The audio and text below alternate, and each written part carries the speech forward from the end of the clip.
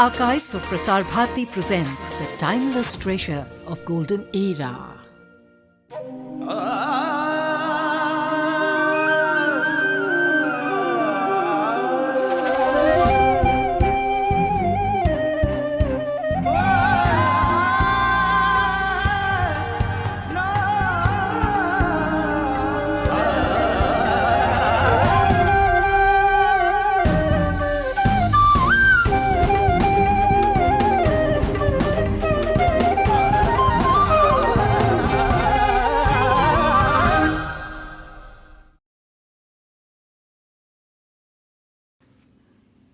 Over the past 31 years, I've had the joy of traveling repeatedly to many corners of this vast subcontinent that is India.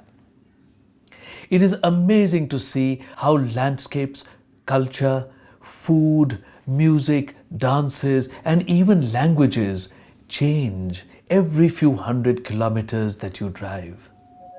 You see the highest mountains of the world, great seas, bountiful rivers, and best of all, a people whose thoughts and heritage go back a few thousand years.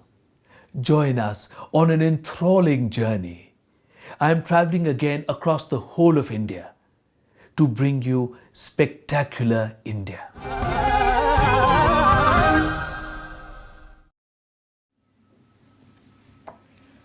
India is an enchanted land, watered by streams of compassionate philosophies since ancient times.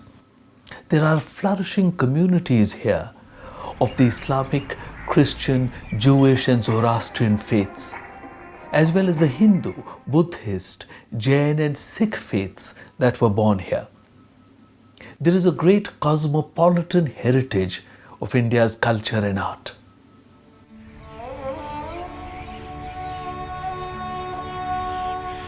From the 12th century onwards, Islamic dynasties were set up in different parts of India. The Mughal monuments of North India are very beautiful and are well known. There were, however, many other important centers of Islamic architecture, particularly in the Deccan. The confluence of local talent with inspirations from Iran, Arabia and Central Asia resulted in many mausoleums, mosques, madrasas, palaces and fortresses in the Deccan. These are among the jewels of India's architectural heritage. This film presents the exquisite mosques and dargahs of Karnataka and Andhra Pradesh in the Deccan. Far more than in the north of India, it was in the Deccan that India received the cultural and artistic influences of Persia and of the Arab world. The many exquisite monuments of the Deccan display the confluence of cultures which took place here. 5 sultanates were set up in the Deccan by the end of the 15th century. These were Ahmednagar, Bijapur, Golkunda, Bidar and Berar. The Sultan of Bijapur was a descendant of the Ottoman dynasty of Istanbul. The Sultan of Golkunda was a Turkman prince who had taken refuge in India. A distinct culture developed in the cosmopolitan community of the Deccan. The Deccan had long-standing trade links with the Arab world and Persia. Now, with the bond of the shared Shia faith between the rulers, there was greater interaction between these regions.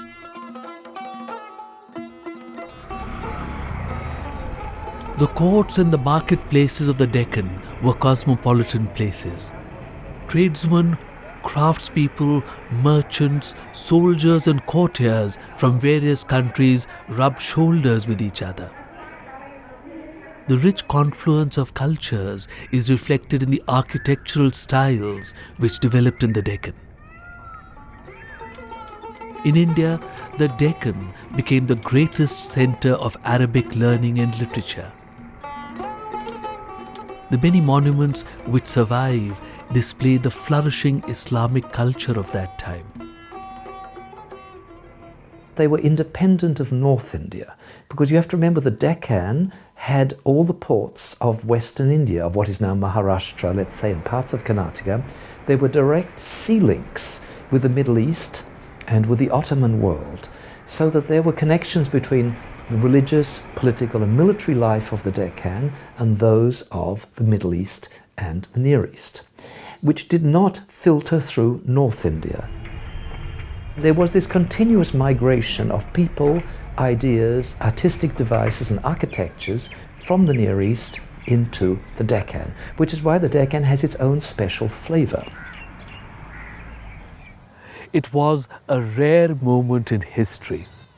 Here in the Deccan, the mystic dreams of the Sufis met the deep and personalized love of the divine, which was embodied in bhakti.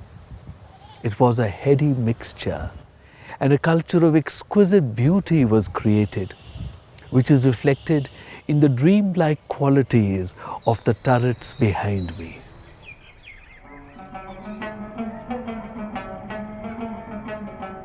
A great example of the cultural exchange between Central Asia and India is the Madrasa of Mahmud Gawan of the end of the 15th century in Bidar. It looks exactly like the madrasas of Uzbekistan and Eastern Iran. The form of this madrasa is exactly like those, with the corner minarets, the courtyard in the middle, and the four great arched portals. Even the decorations of the exterior is with the kind of colored tiles which had been perfected during Timurid times. And it may be indeed that the architect and the artists themselves were brought specially to Bidar to execute this monument. We don't have that information, but we know that Mahmud Gawan himself was an immigrant from those lands. So there are architectural evidences that show that this part of the world was in connection with the Middle East.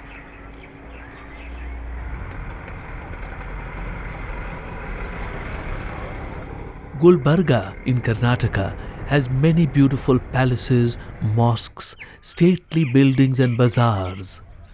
It is famous for the tomb of the great Sufi saint Khwaja Sayyid Muhammad Kesu Daraz.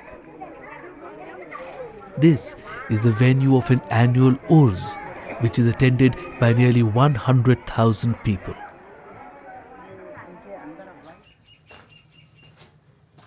Gulbarga means place of flowers. By the end of the 12th century, the Deccan had come under the influence of the sultans ruling from Delhi.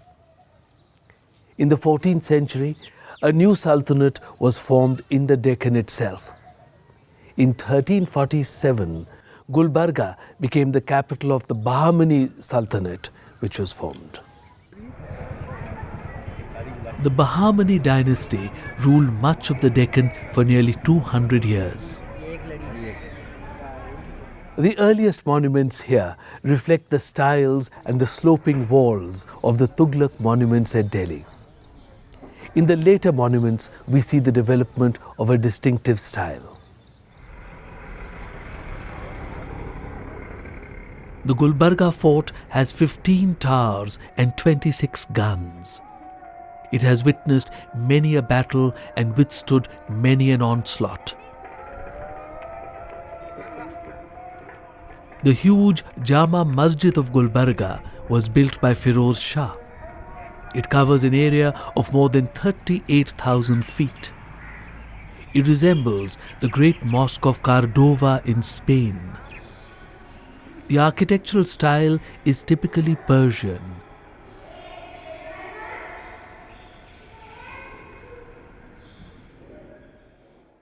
Sultan Ibrahim Adil Shah II ruled Bijapur from 1580 to 1627. He was a contemporary of Emperor Akbar, the Mughal emperor who ruled in North India. A visit to his Rauza or tomb is a very special pleasure. In fact, it is a pilgrimage for anyone deeply interested in the art of India. For some of the finest miniature paintings ever made in this country were made in his rule. These are paintings filled with a deep sense of mysticism and beauty. Besides being a great patron of the arts, the Sultan was a very cosmopolitan man and a great philosopher and poet. He writes in his autobiography, which is called Kitab-e-Nau Ras, that he is the son of Ganesha, a Hindu deity. Here lies buried Sultan Ibrahim Adil Shah II, a man who wrote poems about his favorite elephant Atash Khan, a man who had himself painted with his musical instrument, a tambura, a man who wrote poems about the beauty of his wife. He was a man not occupied with the pomp and grandeur of kingship, but instead with the beauty of the soul within. The Ibrahim Rauza recalls one of the finest moments in Indian cultural history. Surface decoration on Bijapur architecture, especially Ibrahim Rauza, is excellent. You don't find that kind of surface decoration on stone even in Delhi and other parts also. In Bijapur, we have the great Gol Gumbaz is there. That is another very important monument, which also did not get the place which it deserves. And the Ibrahim Rauza of Bijapur also. These are the two very important monuments. The Gol Gumbaz at Bijapur is the tomb of Sultan Muhammad Adil Shah, the successor of Sultan Ibrahim Adil Shah II. Muhammad ruled in Bijapur from 1627 to 1657 AD. This vast dome is the second largest ever to be made in the world. On the inside, it measures 37.92 meters. It is second in size only to St. Peter's Basilica in Rome.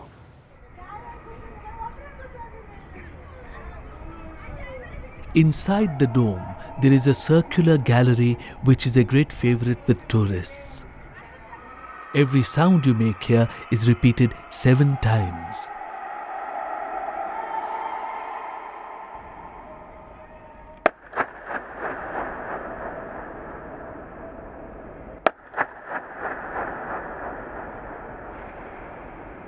Though left incomplete, Gol Gumbaz is one of the most impressive monuments of the Indian subcontinent. Muhammad Adil Shah probably realized that he could not surpass the ornamental beauty of the Ibrahim Rauza. He decided instead to build one of the largest monuments in the country.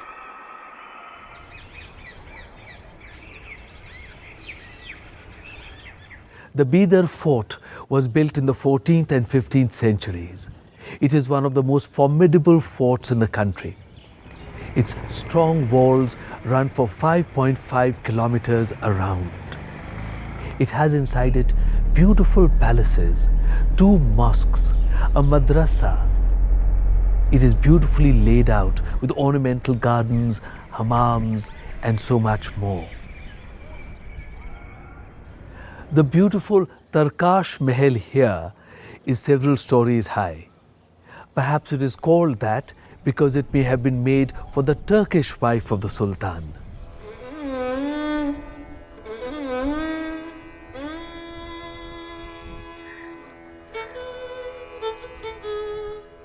The Sola Khamba Masjid, or 16-columned mosque, is the oldest Islamic building in Bidar. It is also one of the largest prayer halls in India. It was built in 1327.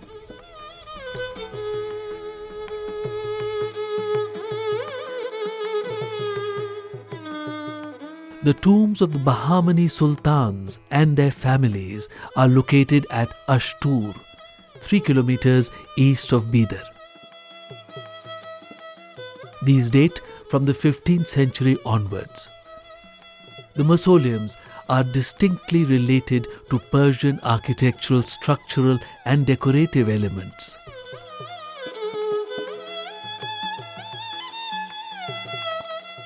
The tombs of the buried kings of the 16th century are situated to the west of Bidar. The architectural style of the tombs further develops the models which were established during the Bahamani period. When it comes to the ceremonial architecture, the royal architecture of the Deccan, we notice some links with Central Asia and Iran rather than with northern India. For example, in Bijapur, we have a number of audience halls, all facing north, consisting of 3 great imposing arches where the sultan sat on a throne, sort of framed by these arches. This accords with what we know of Iranian ceremonial architecture. At Bidar, we have very complex hydraulic systems, and these are definitely of Iranian origin.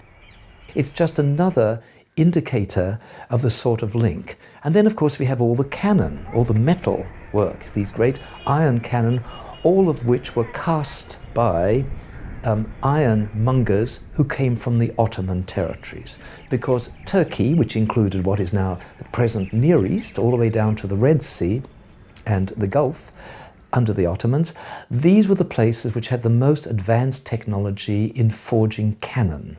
And in the 16th and 17th century, many of these specialists who could create these cannon were brought to the Deccan, where they created these cannon.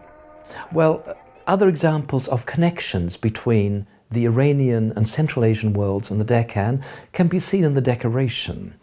I have already mentioned the tile mosaic of the madrasa at Bidar, but this type of tile work is found in many places in the Deccan. I'm thinking now of the Rangin Mahal, which is one of the great 16th century pleasure pavilions inside the fort at Bidar. This is covered with colored tile mosaics.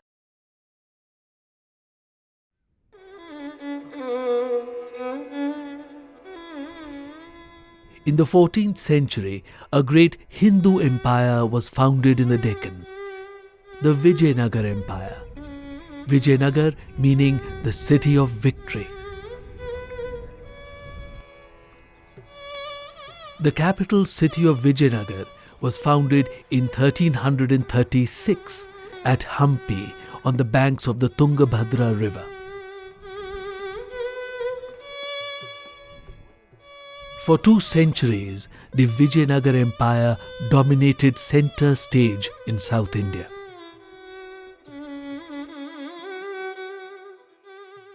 Vijayanagara was a success because it adapted to the Sultanate period in terms of warfare techniques, costume. It became Islamicized in a way, parallel to the way that the Deccan Sultans absorbed Hindu ingredients in their culture. And the Hindu Vijayanagar kings employed a great number of highly placed cavalry officers and other Muslim officers. They used weapons that they had learned how to use from the Muslims. Presumably horse training techniques were learned from the sultans. They even used terms for their costumes and crowns which are Persian. So we have to think of these cultures as much more subtle and integrated than a Hindu-Muslim divide, which I think is a very modern way and an inappropriate way of thinking about this period. And Devaraya II, one of the great 15th century kings, is supposed to even have taken a Quran and placed it behind his throne so as to take the oaths of his Muslim cavalry officers. And we have in the city so-called Muslim quarters marked by mosques and tombs. And when we look at the courtly architecture, the elephant stables, the Lotus Mahal, and these other pleasure pavilions in the royal centre, we remark on their very obvious Islamic appearance. They have domes, they have vaults, they have plaster decoration, exactly like what you would see at Gulbarga and Bidar. For the Vijayanagar kings, this type of architecture had nothing negative about it.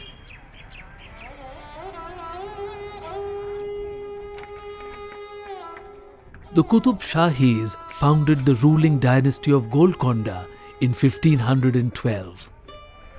They were deeply committed to retaining the roots of their Persian identity and culture. In their rule, many artists migrated to the Deccan from Persia. The tombs of the Qutub Shahi dynasty are located to the northwest of Golkunda Fort. The complex comprises 7 royal tombs, as well as those of others of the imperial family and members of the royal court. These 16th and 17th century structures are similar to the Bahamani tombs at Bidar. There are, however, decorative additions such as floral details. The domes are characteristic of this period with a bulbous form.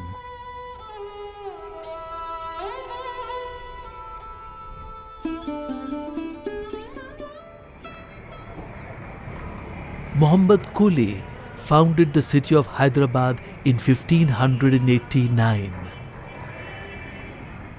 Here he made the Charminar, which is a triumphal arch. The structure has 4 minarets, each of over 55 meters height. Each pillar has a double-arched balcony and culminates in a bulbous cupola. These are typical features of the Qutub Shahi style of architecture.